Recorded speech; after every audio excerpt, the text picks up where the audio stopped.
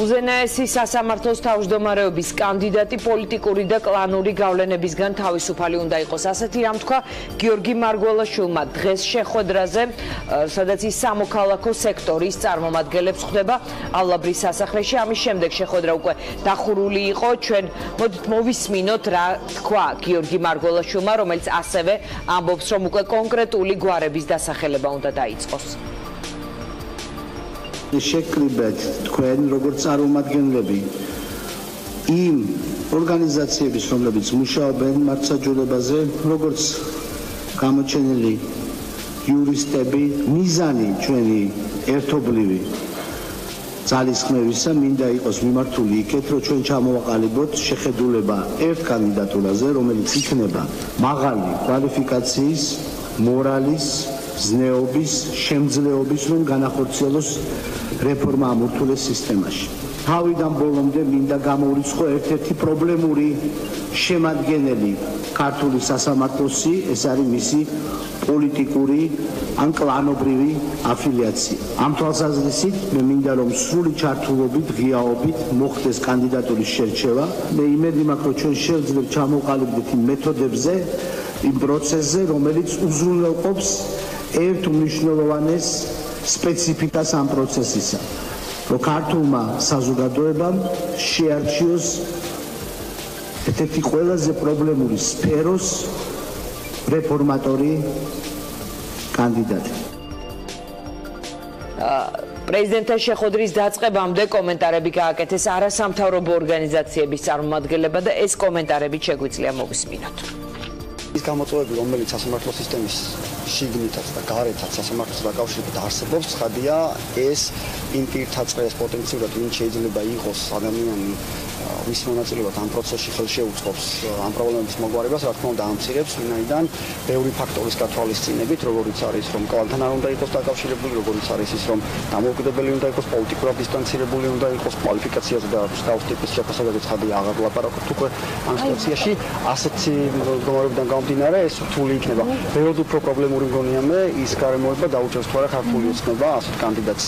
მხარს ჩემი მოსაზრებით ეს არის პრინციპში ბოლო შანსი, როდესაც სასამართლო სისტემაში შეიძლება მოხდეს ადამიანი, ვისაც გეზი აღებული ექნება. აი მართლა არ ვარ დარწმუნებული, რომ დღეს კონკრეტული გვარის დასახელება მოხდება, ნებისმიერ შემთხვევაში თუ კი ასე იქნება, ჩვენ იმედი გვაქვს, რომ პრეზიდენტის ადმინისტრაციის და პრეზიდენტის მხრიდან შერჩეულ კანდიდატებთან დაკავშირებით იქნება შესაძლებლობა ინფორმაციის დამატებით გაზიარების და მიწოდების იმისთვის, რომ ყველა შესაძლო ინფორმაცია გქონდეს პრეზიდენტს მანამდე, სანამ ოფიციალურად პარლამენტის წინაშე დასახელდება კანდიდატურა. ჩვენი მხრიდან, ორგანიზაციების მხრიდან ჯერჯერობით არ ყოფილა არც ერთი კანდიდატის მხარდაჭერა ნომინირება გაკეთებული, თუმცა კიდევ მოვისმენთ, რა დრო არის ამ პროცესისთვის დარჩენილი და რამდენად არის საჭიროება იმისა, რომ სხვადასხვა ჯგუფებმა კვლავ კონკრეტულ კანდიდატურებზე იფიქრონ და დაასახელონ.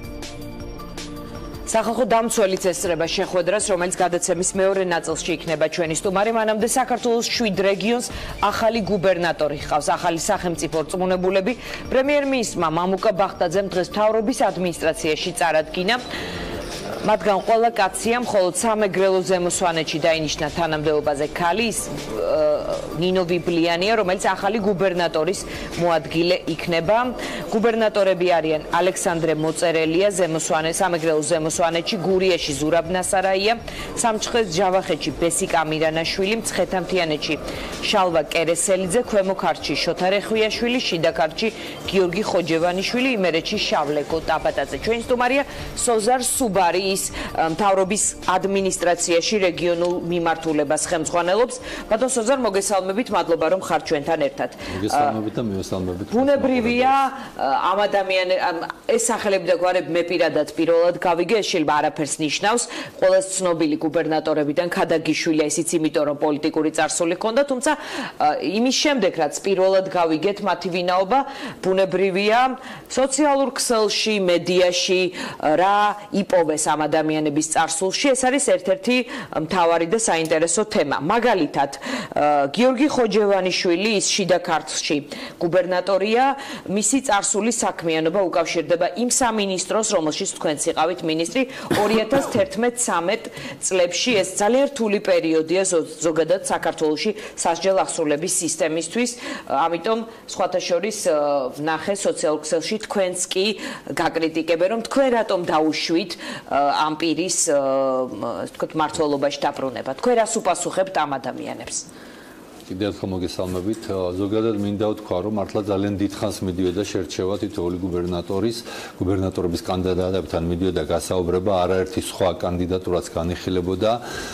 რაღაც ახალი სტანდარტიც დავამკვიდრეთ იმ თვალსაზრისით, რომ ჩვენ შევხვდით წინასწარ დეპუტატებს, მაჟორიტარ დეპუტატებს რეგიონებიდან, მათი აზრით გავიგეთ. მათი რეკომენდაციებიც არის ამ გადაწყვეტილებებში. არის დიახ, ამ რეკომენდაციებში ნამდვილად. ხშირ შემთხვევაში, როცა გარკვეული ეჭვები იყო, აქაც გვაკტარებდით მოთელვას, აი რა შეიძლება ყოფილიყო ამ ეჭვის საფუძველი და ასე იქნა მიღებული პრემიერ-მინისტრის მიერ საბოლოო გადაწყვეტილება. რაც შეეხება ხოჯევანიშვილს, რადგან მასზე დაისვა კითხვა, ნამდვილად მქონდა საშუალება რომ ერთ სისტემაში გვემუშავა, როცა მე მინისტრი გავხდი, საერთაშორისო მაგრამ ნაკლად სხვა მინისტრის პერიოდში მუშაობას უთვლიან. დიახ, მაგრამ ცირეხანი იყო მხოლოდ, თუმცა ამ ციმრირე ხნის განმავლობაშიც მან როგორც ესეთი აბსოლუტურად დადებითი კუთხით დაგვამახსოვრა თავი და მე მაინც მე შეცდომაში არ ყოფილიყავი შესული, მე ვკითხე სოფო ჯაფარიძეს, რომელიც შემოადგილე იყო იმ პერიოდში, ადამიანი, რომელსაც ყველა კარგად იცნობთ, ადამიანის უფლებების დამცველი, დღესაც ამ მიმართულებით მუშაობს, რომელიც კურირებდა საერთაშორისო ურთიერთობებს და უაღრესად დადებითი იყო მისი დახასიათებაც, ისევე როგორც ჩემი სხვა თანამშრომლებისა. ანუ შესაძლებელი იყო ისეთი რთული ვითარება ყოფილიყო სასჯელ აღსრულების სისტემაში, როგორიც იყო, მაგრამ საერთაშორისო მიმართულებას უწყების ვიტყვი ამასაც. ზოგადად მაშინდელი პრობლემა, მთავარი პრობლემა შეიძლება ითქვას სასჯელ აღსრულების სამინისტროსი ზოგადად ის იყო, რომ დეპარტამენტი იყო ცალკე სამეფო, რომელიცაც არ უშვებდნენ, სამინისტროს წარმომადგენლებს არ აკარებდნენ საერთოდ ციხეებში, მინისტრი რო ციხეში შესულიყო, რამდენიმე დღით ადრე თხოვნა უნდა დაეწერა, რომ ძალიან გთხოვთ მომეცით უფლება და შემიშვით. ეს იყო ზოგადად სისტემური პრობლემა. ცხადია, რომ ადამიანები, რომლებიც ამ სისტემაში მუშაობდნენ, შეიძლება ჩავთვალოთ, რომ ნაკლი იყო, რომ ისინი ამ სისტემაში ეგუებოდნენ მუშაობას, მაგრამ ჩვენ რო ახლა ავიღოთ აქცენტი იმაზე, რომ ადამიანი, რომელსაც აქვს გამოცდილება, მაგრამ მუშაობდა თქო შინაგან საქმეთა სამინისტროში, სასჯელ აღსრულებაში, პოლიციაში, ისა პროკურატურაში, თქო სასამართლოში. უკეთ ეს არის ნაკლი, მაგრამ ის კადრი იმსახურებს თანამედროვეობაში შანსის მიცემას. დღეს არ დაგრჩებოდა თანამშრომელი არც ერთი.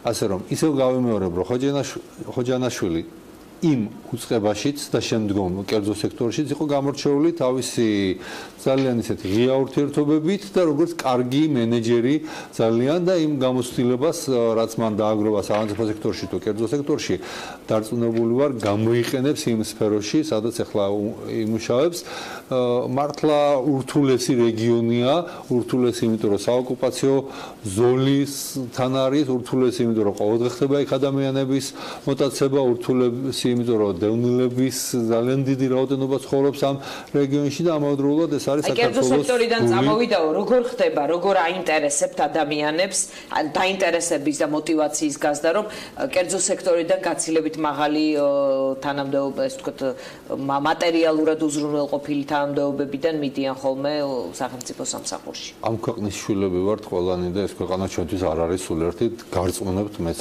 დღეს რო წავიდე შეუძლება ვიშოვო სამუშაო სადაც მინიმუმ უფრო ორჯერ მეტი შეიძლება იყოს ხელფასი, მაგრამ ზოგჯერ არის რომ რაღაცაზე თავის გადადება გვიწევს. რატო არის რომ ადამიანები მიდიან ომში სამშობლოსთვის, საქართველოსთვის და სადაც მათ ელოდებათ უბრალოდ ყოველწუთიურად სიგნალს შეყურებენ თვალებში. ამბობთ რომ ასეთი იდეალისტური мотиваცია აქვს ამ ადამიანებს. ასეთი იდეალისტური мотиваცია აქვს ყველას და თუ ვინმე მიანიშნებს რომ შეიძლება აქ კორუფციის რამე საფრთხე არსებობდეს თავს დავდებ რომ ნებისმიერი ადამიანი რომელსაც ოდნავ მაინც ხელი თუ თვალი გაიქცევა მიმართულებით ძალიან სწრაფად იქნება რეაგირება სხვადასხვა შიდა ქართლის გუბერნატორზე სააკაშვილი ამბობდა ქარელი იყო მაშინ რომ იდეალისტიაო ეს გამახსენდა ჩემი ვთქვათ ეპითეტის პასუხად ერთ-ერთი პირი აი ამ გუბერნატორებიდან იყო ერთი იყო ბურჯანაძის პარტიის შემწირველი და მეორე იყო ქართული ოცნების შემწირველი. აი ოპოზიცია ასეთ რამეს ამბობს, რომ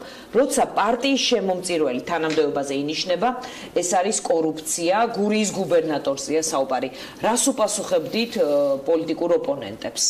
არ ვიცი, ვინ ოპონენტმა თქვა ეს, მაგრამ რომან გოცილიძემ ნაციონალური მოძრაობიდან. ან უბრალოდ თავს იტყუებს, ან და საზოგადოების შეცდომაში ყვანასაც ცდილობს, ან გაგებაში არ არის პოლიტიკა რა არის საერთოდ ხა. გუბერნატორი, მინისტრი, პარლამენტის წევრი, პოლიტიკური თანამდებობებია, პოლიტიკური თანამდებობის პირები არიან ყველანი და შესაბამისად ისინი არიან გუნდის წევრები. ეხლა ადამიანი თუ სხვას სიტყვაზე ნაციონალურ მოძრაობას აფინანსებს, შეიძლება ის ჩვენი გუნდის წევრი გახდეს, ვერ გახდება ბუნებრივად და ასეთი პრემიერი გყავთ ბატონ სოზარ. ამაში ჩანს ამ ადამიანის პოლიტიკური სიმპათია. ეხლა 6 წლის და 7 წლის წინანდელ თემებზე არ ვლაპარაკობ და იქ თვითონ გააკეთა განმარტება, რასაც უკავშირდებოდა ეს ყველაფერი. ნასარაიასთან დაკავშირებით ლაპარაკია მის დღევანდელ პოლიტიკურ შეხედულებაზე. ანუ ეს არ ვერ ჩაითვლება კორუფციად, იმიტომ რომ სწორედ პოლიტიკური ლოიალობა, როგორც კობახიძე ამბობს, არის ნიშანი, რითაც ირჩევიან მათ შორის პოლიტიკური თანამდებობის პირები. პოლიტიკური ლოიალობა და პოლიტიკური მხარდაჭერა, რა კურსს უჭერს მხარს, რა კურსმა უნდა რომ გაიმარჯვოს ქვეყანაში. ეს არის ძალიან მკაფიო და ნათელი. კიდევ რა შეგიძლია თქვათ, ანუ თქვენი აზრით, ასე ვთქვათ, კარგი შემოდგენლობა ყავთ გუბერნატორების და გურიაზე რჩება კითხვები, იმიტომ რომ ეს ადამიანი ორჯერ ცდილობდა წასვლას და დღეს დილით დაწერა რომ წავიდა და უკვე დღეს რამდენიმე საათში აი ამ სტატუსიდან ახალი წარადგინეს, რაც ნიშნავს რომ როგორც ჩანს მას ჰქონდა ინფორმაცია პრემიერამდე მიტანილი ამის შესახებ, თუ გუშინ მოხდა რაღაც ბახმაროში, რითაც პრემიერი უკმაყოფილო დარჩა. თავის დროზეც იყო ამაზე საუბარი, თუმცა რაღაც ეტაპზე იმ ვითარებიდან გამომდინარე, რაც იყო გურიაში, თხოვნა იყო, რომ დარჩენილიყო თანამდებობაზე. ამის შემდეგ ბუნებრივია, მან იცოდა, რომ ეს ყველაფერი შეიძლება მომხდარიყო, რომ ის შეიძლება გადმოსულიყო თბილისში, გუშინ იყო საუბარი, სადაც საბოლოოდ დადასტურდა ეს ყველაფერი, თუმცა გადაწყვეტილება გუშინამდე. სად დაიწყებს ის შეგიძლიათ თქვითხეთ? არა, ამტვისინამდე არ პრემიერი თვითონ გააკეთებს ამის შესახებ. მაგრამ ის თქვით ცენტრში ინაცვლებს ასევე საჯარო სამსახურში. საჯარო სამსახურში. კარგი, ბატონ სოზარ, ბუნებრივია ვსარგებლობ იმით, რომ თქვენ ჩვენი სტუმარი ხართ და თქვენ ხართ პარალელურად პოლიცაბჭოს წევრი, რეგიონული მართვა. თუმცა მაქვს კიდევ ერთი კითხვა ქალბატონთან დაკავშირებით ვიბლიანთან, რომელიც გუბერნატორის მოადგილე იქნება. ყველას დაამახსოვრდა ის ფოტოები და კადრები ბოლოს სტიქიის დროს სვანეთში, მისი აქტიურობა, ეს იყო გადამწყვეტი მის კარიერულ წინსვლაში. ნინო ზოგადად ასევე ძალიან აქტიურია პოლიტიკაში, მრავალი წელია 2011 წლიდან მოყოლებული იყო ჩვენი თანამებრძოლი, მაშინ როდესაც ოპოზიციის მიმართ იყო უსასტიკესი დევნა, მის არ შეშინებია ამ დევნას, იყო ჩვენი აქტივისტი, იმის შემდეგ არის მერის წარმომადგენელი სოფელ ჭუბერის თემში და ამავდროულად მან თავი გამოიჩინა როგორც ძალიან კარგმა ორგანიზატორმა და უშიშარმა ადამიანმა იმ სტიქიასთან დაკავშირებით შემიძლია გითხრათ, რომ აი რამდენიმე ადამიანის სიცოცხლე პირადად მისი გადარჩენილია, როდესაც მან მიიღო ინფორმაცია, რომ მოემართებოდა უზარმაზარი ნაკადი, თვითონ სოფლიდან გასული იყო, აი წამებში მოასწრო სოფელში შესვლა, გაიარა ხიდზე, რომელი ხიდი ზუსტად 2 წუთის მერე აღარ არსებობდა, იმიტომ რომ მდინარემ წავიდა და არ შეუშინდა ხიდზე გასვლას და პირადად მიიღო მონაწილეობა რამდენიმე ოჯახის გაფრთხილებაში და გადარჩენაში. სამეგრელოს ზემოსვანეთის გუბერნატორის დავალებაში ხომ არ ექნება იმ საკითხებზე მუშაობა, რომელმაც აი ბოლო კრიტიკული მოვლენები, რომელიც იყო სვანეთში, ეხებოდა იქ ადგილობრივების პროტესტს მას შემდეგ, რაც ფინანსური პოლიცია შევიდა. ამაზეც ბორდინოზე დავამთავრებ და რადგანაც ეს არის ადამიანი, რომელიც ძალიან კარგად იცნობს კონკრეტულად აი ამ რეგიონში შემავალი ერთ-ერთი კუთხის სვანეთის პრობლემებს და საჭიროებებს, შესაბამისად იქნა მიღებული ეს გადაწყვეტილება, რომ მას მიეცეს უფრო მეტი ასპარეზი, რისი შესაძლებლობებიც მას ნამდვილად აქვს. ზოგადად გუბერნატორების დავალება არის, რაც დღეს კაფეოდ ჩამოაყალიბა პრემიერმა, ეს არის, რომ ხალხთან უფრო მეტი სიახლოვე და ხალხის პრობლემების თუ ხალხის მოთხოვნების ადეკვატური ასახვა და მიტანა ცენტრალურ ხელისუფლებამ და პირიქით იმ პოლიტიკის გატარება ყველა რეგიონში, რომელიც ცენტრალური ხელისუფლების მიერ მუშავდება და რომ რეფორმების ნაყოფი იგემოს და მივიდეს თითოეულ ადამიანამდე. შესაბამისად, ეს იქნება სტიქია, თუ ეს იქნება ეკონომიკური განვითარება, თუ ეს იქნება განათლების რეფორმა, თუ ნებისმიერი მიმართულება, ტურიზმით და ასე შემდეგ და ასე შემდეგ, გუბერნატორები იქნებიან ძალიან აქტიურად ჩართული თითოეულ ამ მიმართულებაში.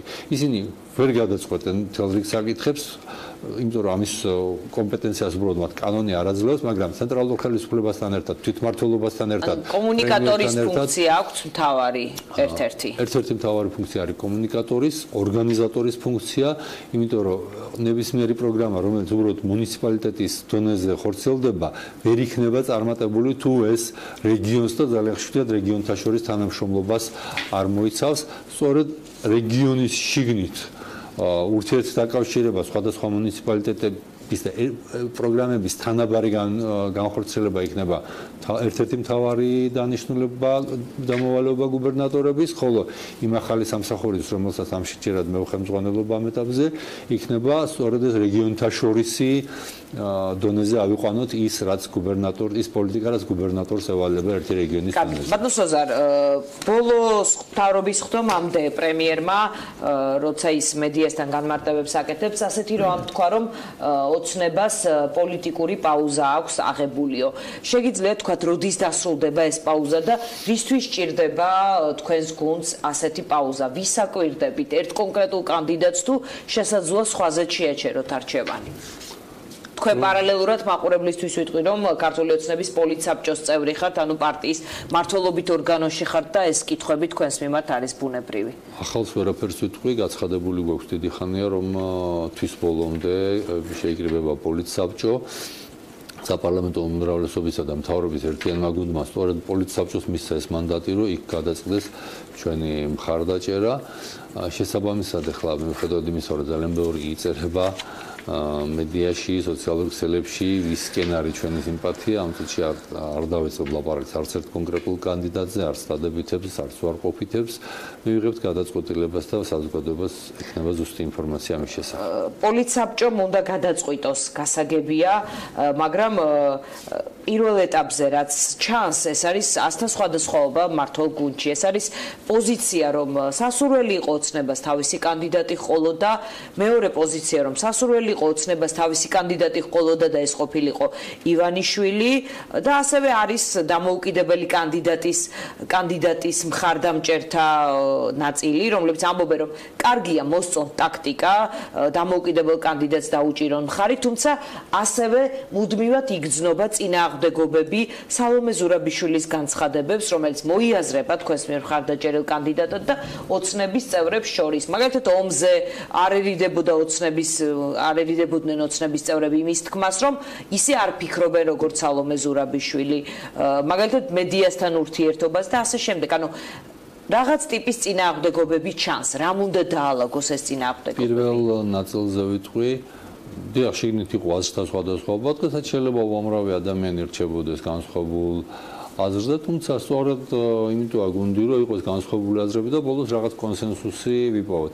იდეალური გადაწყვეტილება ზოგადად არ არსებობს და არც ეს გადაწყვეტილება არ იქნება იდეალური, არც ეს გადაწყვეტილება არ იქნებოდა იდეალური, რომ გინდა თუ არა ჩვენგან იყოს რომელიმე ერთი კონკრეტული კანდიდატი, ვიღაცას ეს არ მოეწონებოდა, ვიღაცას სხვა რამე არ მოსწონს. რაც შეეხება სალომე ზურაბიშვილთან ბევრ საკითხში განსხვავებულ ხედვას და განსხვავებულ აზრებს, ერთს გეტყვით, რომ ასე რომ ეს გეზი რო არ აგვერჩია, ვთქვათ, მაშინ ჩვენ დავასახელებდით ჩვენს კანდიდატს, რომელიც 100%-ით თანხვდება ჩვენს ხედვებს, თუმცა ამ შემთხვევაში ეს აცდენა არ არის თქვენთვის წინახობა.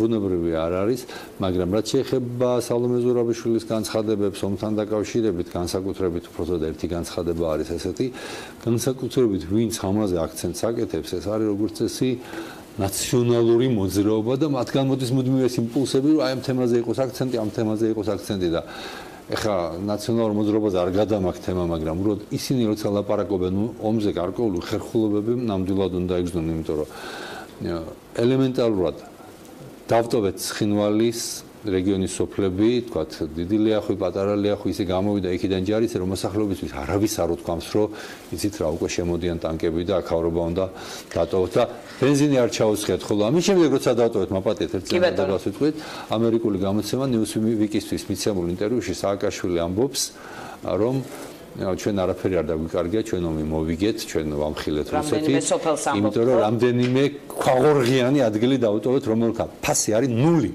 საქართველოს ცენტრზე ლაპარაკი, თითოეული გოჯი მიწა ზურფასია, მაგრამ ლაპარაკია საქართველოს ცენტრზე, გულისხმზე და თურმე ამის ფასი არის 0. თქვენივე თანაპარტიელებს ჰქონდათ პრობლემა ზურაბიშვილის ამ განცხადებაზე. შესაძლოა მას ენის პრობლემაც აქვს. თქვენ ხომ იცით, რომ ომთან დაკავშირებით ყველა ზმნის გამოყენება შეიძლება გარდა დაწყებისა და მას სწორედ ის საბედისწერო ზმნა ახსენა, რომელიც ძალიან მტკივნეულია ჩვენთვის ყველასთვის ზოგადად. დამოკიდებულება ამ შემთხვევაში არაერთხელ გაჟღერებულა და რამე განსხვავებულს მეც არ ვიტყვი, რომ მე იმის თქმა მინდა, რომ ვინც პედალირებს ამ საკითხით, მუდმივად და როგორც ფიქრობენ, როგორც ჩანს მოძრაობისთვის ზურაბიშვილი კონკურენტია და ეს თემა უპოვეს ამის მაგიდა. მივიდნენ არჩევნებამდე, როგორც ჩანს, ეგ არის მათი მხრიდან უბრალოდ უსინდისობა, იმდენად უარესი რამები აქვს მათ ნათქვამი და გაკეთებული. და კოდორის ხეობაში საერთოდ მე დავიწყეთ თბილისიდან რეკვა და რამდენიმე ადამიანმა ჩემსავეთ, რომ მორჩა უკვე ხახნო დატოვეთ, ჯარი გამოვიდა, ნუ თუ ვერ ხვდებით, რომ ზუსტად რამდენიმე საათში იქ რუსის ჯარი იქნება და მოსახლეობამ მაშინ მოხდა, რომ შეიძლება საფრთხე დამუკრებოდათ და ეს ადამიანები ახლა ვიღაცის განცხადებებზე ლაპარაკობდნენ, უსინდისობაა გავიმეორე. ბატონ სოზარ, თქვენც იყავით დასახელებული სავარაუდო კანდიდატთა შორის, ეს სიტყვის მასალა იყო თუ რაიმე ტიპის მოძრაობა იყო ამ მიმართულებით? ყოფილა მსჯელობა ეს იყო ზუსტად ის პერიოდი, როდესაც მე სვანეთში ვიყავი, აი ჭუბერისტიკის პერიოდში იყო გარკვეული შეკრებები, რაღაც რამდენიმე კანდიდატი განიხილებოდა, მათ შორის ჩემზეც ყოფილა ლაპარაკი, მე ღიად ვამბობ ეხლა, რომ მე ნამდვილად ვერ დავთანხმდებოდი ამას. სადღაც დაიწერა, რომ ვითხოვ მეოდეს მე მithქვამს, რომ რაღაცა საპენსიო თანამდებობა, ასე არ ვფიქრობ. მე მაშინია რომ ეს არის ძალიან საპატიო პოზიცია, როდესაც ხარ ასრულებ შენი ქვეყნის წარმომადგენლობით ფუნქციებს, მაგრამ სწორედ აი ამ წარმომადგენლობითი ფუნქციებიდან გამომდინარე, სხვა ტიპის ადამიანი სჭირდება, თქვა ქვეყანას ამ ეტაპზე ნამდვილად. სალომე ზურაბიშვილი უხდება ამ წარმომადგენლობითი ფუნქციებს მე ვლაპარაკობ ჩემს საკუთარ თავზე. ისე თქვენ რომელთა შორის ხართ პარტიაში, რომელ ჯგუფს ეკუთვნით, რომელიც ფიქრობენ, რომ თქვენი კანდიდატი? გაცილებით კომფორტულად ვგრძნობ თავს, როდესაც მივდივარ, თქვა. კი, რეგიონები აშკარად თქვენია. უფრო ვიდრე თქვა დიპლომატიურ ასპარეზზე, რაც უნდა იყოს პრეზიდენტის ერთ-ერთი რომელ ჯგუფს ეკუთვნით პარტიაში, ვინც ფიქრობს, რომ ჯობია საკუთარი კანდიდატი ყავდეს პარტიას, თუ ჯობია ტაქტიკა, ის ტაქტიკა, რომელიც პარტიის ლიდერმა შესთავაზა პარტიას და იძულებით შემდეგ უწევს ამ ტაქტიკის გაზიარება. იზოლება არ არის ამ შემთხვევაში. მაგრამ დიდი ხალისიც არ ეყოთ. დიახ, ლაპარაკობდით. დიახ, მე მაშინ რომ კარგი იქნებოდა ჩვენ წარგვედგინა კანდიდატი, თუმცა რა თქმა უნდა დიდი ალბათობით უშვებდი, რომ ეს კანდიდატი შეიძლება არ ყოფილიყო პარტიის წევრი, ყოფილიყო აპოლიტიკური კანდიდატი, ჩვენი წარდგენილი. თუმცა, ну, თქვა ესეთ აბსოლუტურად არა ჩვენს მიერ წარდგენილს, მაგრამ დამოუკიდებელ კანდიდატს რომ ხარი დაუჭიროთ, ესეც აბსოლუტურად მისაღებია. ის თქვენად ჩაითვლება. ჩვენად ჩაითვლება თუ არ ჩაითვლება, ეს ცალკე საკითხია, მაგრამ აბსოლუტურად მისაღები არის. ახლა თუ სალომე ზურაბიშვილზე იქნება ლაპარაკი, რაზეც თქვენ აკეთებთ აქცენტს, რამდენად შეიძლება ის ვინმესაც ჩაითვალოს, ან რამდენად შეიძლება ის იმან ითამაშოს თამაშის ის დადგენილი წესები, რომლის დაწესება შეიძლება ვინმე სცადოს, თქვენ ძალიან კარგად იცით, რომ ეს ასე ვერ მოხდება ამ ადამიანის შემთხვევაში. ახალ მარგველაშვილს მიიღებთ, რომელსაც ხასიათს უწუნებდით ოცნების ლიდერები. მარგველაშვილთან დაკავშირებით არის სხვა ტიპის პრობლემა, ადამიანი, რომელიც რა ვიცი, მეჩვენება, რომ ძალიან ხშირ შემთხვევაში არასახანწიფოებრივად აზროვნებს და არასახანწიფოებრივ განცხადებებს აკეთებს და ეს არის ამ შემთხვევაში პრობლემა და არასახელისუფლებო თუ არასახელმწიფოებრივ. გასაგები ეს თქვენი პოზიცია, უფრო შორს არ წამოვალ, იმიტომ რომ ეს არ იყო ჩვენი მთავარი თემა. დიდი მადლობა სოზარ სუბარს, ჩვენ საუბრობდით გუბერნატორებზე და რამდენიმე პოლიტიკურ საკითხზე. რეკლამის შემდეგ ჩვენი სტუმარი სახალხო დამცველი იქნება დროებით.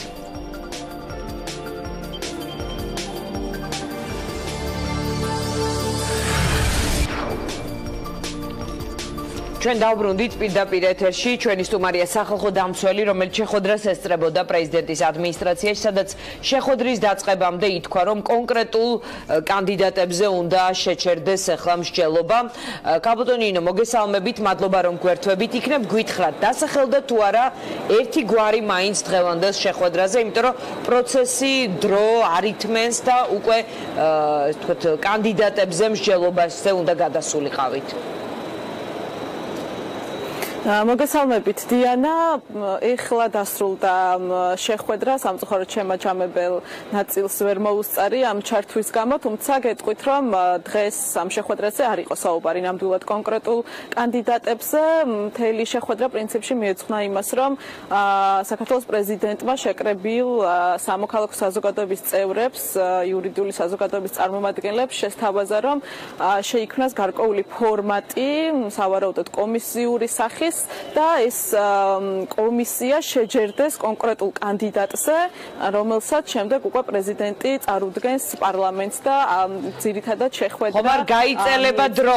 იმაზე საუბარს თუ რამდენად დიახ, ამაზე იყო სწორედ საუბარი გამოსვლელების მხრიდან, რამდენად დროში მოსწრებადია ეს საქმე, რამდენად ღირს კომისიის შექმნა და რამდენად იქნება ეფექტური აღნიშნული პროცესი დღეს, როდესაც ასეთი ცოტა დრო არის რეალურად დარჩენილი. ძირითადად პროცესუალურ მხარეზე იყო საუბარი. მე ალბათ თვითონ შეხვედრის მონაწილეები თავად ისაუბრებენ საკუთარ თქვათ ხედვებზე, თუმცა ჩემი მხრიდან რაც გაჟღერდა, მდგომარეობდა იმაში, რომ რა თქმა უნდა მე როგორც სახალხო დამცველი კონკრეტული კანდიდატის დასახელებაში არ მივიღებ მონაწილეობას ან კონკრეტული კანდიდატის მხარდაჭერაში, თუმცა მე უთხარი პრეზიდენტს, რომ მაინც ვფიქრობ, რომ ეს არის თავად პრეზიდენტის გადასაწყვეტი, მის მიერ მისაღები გადაწყვეტილება. მე მაინც მგონია, რომ იგივე დროის ფაქტორის გათვალისწინებით და თუნდაც იმ ფაქტორის გათვალისწინებით, რომ ისეთი ვითარება არის დღეს და ჩვენ გვჭირდება ისეთი კანდიდატი, რომ შეიძლება კომისიის მხრიდან ვერ იქნეს კონკურსის წესით კანდიდატი შერჩეული, იმიტომ რომ ვითარება არის სპეციფიური, პრობლემები არის ძალიან სპეციფიური, ამიტომ მე ვფიქრობ, რომ ჩვენ გვჭირდება კანდიდატი, რომელიც შეძლებს სასამართლო ხელისუფლებას. თქვენ მოიაზრებთ ვინმე კონკრეტულს ასეთ კანდიდატად? სამართლებრივი პროცესების ხელში აღებას და არ იქნება, ესე ვთქვათ, გარიყული და შეძლებს საკუთარი პიროვნების გარშემო იგივე მოსამართლების კონსოლიდირებას და რეალურად კაპუტონინო, თქვენ გეგულებათ ვინმე ასეთი კანდიდატი? რახან პრეზიდენტს ურჩევთ, რომ არღის დროის კარგვა ესეთ ფორმატების ძიებაზე? ცით პირდაპირ ესეთი რამ არ მირჩევია, თუმცა ჩემი აზრით შექმნილი ვითარებიდან გამომდინარე უმჯობესია ალბათ იგივე დროის ფაქტორის გათვალისწინებით კონსულტაციები, რა თქმა უნდა, მნიშვნელოვანია პრეზიდენტთან, თუმცა არ ვფიქრობ, რომ კონკურსის და რაღაცა ესეთი ფორმალური კრიტერიუმების გზით ჩვენ ვნახავთ ესეთ კანდიდატს. ეს ალბათ კიდევ ერთხელ ვიმეორებ, არის პრეზიდენტის და მისი მრჩევლების. ანუ მან ერთპიროვნულად უნდა მიიღოს გადაწყვეტილება, ფიქრობთ? და პასუხისმგებლობაც აიღოს. მე ვფიქრობ, რომ გარკვეულწილად პოლიტიკური, არა ვთქვათ პარტიულ პოლიტიკას გulis, მაგრამ პოლიტიკური გადაწყვეტილება იმის გათვალისწინებით, თუ რა ვითარებაა სასამართლო სისტემაში. აქ ითქვა, რომ მაგალითად ის სასამართლოს თავმჯდომარე არის მხოლოდ ერთი მოსამართლე, რომელსაც ერთი ხმა აქვს საბჭოში და ასე შემდეგ. მე ესე არ ვუყურებ ამ პროცესს, თუ ჩვენ ერთ რიგით მოსამართლეს ვეძებთ, რომელსაც რაღაც ადმინისტრაციული ფუნქციები ექნება მხოლოდ უზენაეს სასამართლოში, მაშინ ამას არც კონკურსი ჭირდება და არც კონსულტაციები. მე ვფიქრობ, რომ პირიქით ჩვენ ვეძებთ ძალიან მნიშვნელოვან პირს, რომელსაც ექნება შესაბამისი უნარები, გამოცდილება და ხედვა იმისა, თუ როგორ გაუმკლავდეს იქ არსებულ ვითარებას, რა პრობლემებიც ჩვენთვის ყველასთვის არის ცნობილი და ეს უნდა გახდეს პირი, რომლის გარშემოც, რომლის მიმართაც პირველ რიგში სასამართლო სისტემაში იქნება ნდობა მოსამართლეების, რომ დიახ. გასაგებია, დიდი მადლობა, გიშვებთ, იმიტომ რომ კონკრეტულ კანდიდატთან დაკავშირებით დიახ, დაასრულეთ. ჩემთან არ ყოფილა შეთავაზება და არც გაკეთდება. მაგრამ იყო სხვების მხრიდან კონკრეტულ კანდიდატზე საუბარი?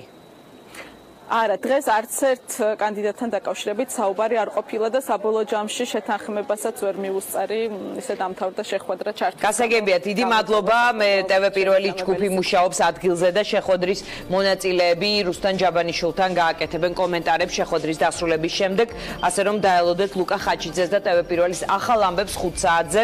ასევე ჩვენი ჯგუფი იმყოფება ქარელში, სადაც ჯარისკაცი მოკლეს, რომელიც ოჯახში იყო რამდენიმე დღით ჩასული. ყველა მიმდინარე ამბავზე ახალ ამბებში მოგიყვებიან უფრო მეც. ნახვამდის მეგებშიდობებით ხვალ თქვენთვის უკვე ლევან ჩხაიძე იმუშავებს.